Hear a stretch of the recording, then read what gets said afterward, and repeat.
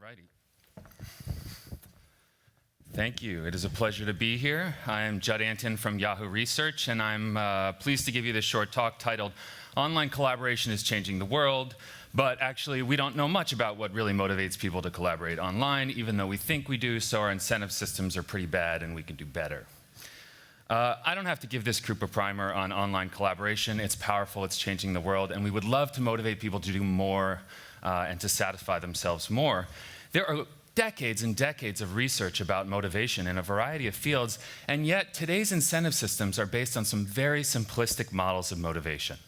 And one of the reasons is that motivation and incentives can be very confusing to talk about. Here's a case in point. Points, levels, badges, leaderboards, they're everywhere these days. And I believe that this is a good faith effort. I'm a proponent of the idea. I think it shows some promise. But again, there are some, I would argue, some confusion there, some very simplistic models.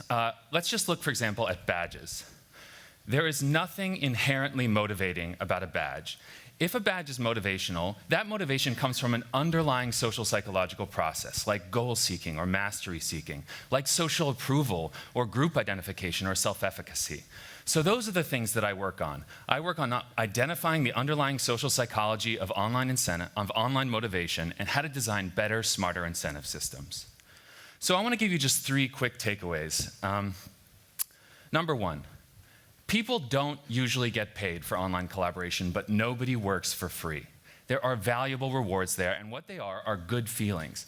But the fact that we're talking about warm fuzzies, I think, encourages people to dismiss them, and they do so at their peril because they're powerful. Secondly, what we should really care about is actually not just short-term flash-in-the-pan motivation, but long-term sustained participation. And across contexts, we know from research there are 2 things that motivate long-term participation: intrinsic interest in a task or activity, and a social connection to other community members. We don't know how to design good incentive systems yet that take advantage of these long-term motivations. Third, today's incentive systems are one-size-fits-all, but people are different in ways that matter.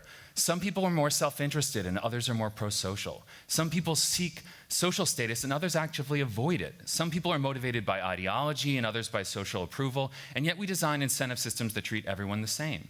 And context matters, right? Culture matters. Today's systems, people can be involved in collaboration with others from all over the world, and those people may be motivated by very different things and have very different orientations towards work. Today's models of motivation, today's incentive systems like gamification don't understand those cultural, those contextual, those social differences. The cloud and the crowd are powerful computing metaphors, but I would argue they are also dehumanizing. They encourage us to think about people as just faceless cogs in the machine, without society, without culture. They encourage us to forget about individual differences in social interaction and its importance. I would argue that our challenge is to rehumanize the way we look at online systems, online collaboration, motivation. The future of incentive systems is going to have to take account of social incentives, individual differences. It's intelligent, adaptive incentive systems that are respectful and ethical and treat people as unique people with specific goals in specific contexts. That's what I'm working on, and I encourage you all to work with me. Thanks very much.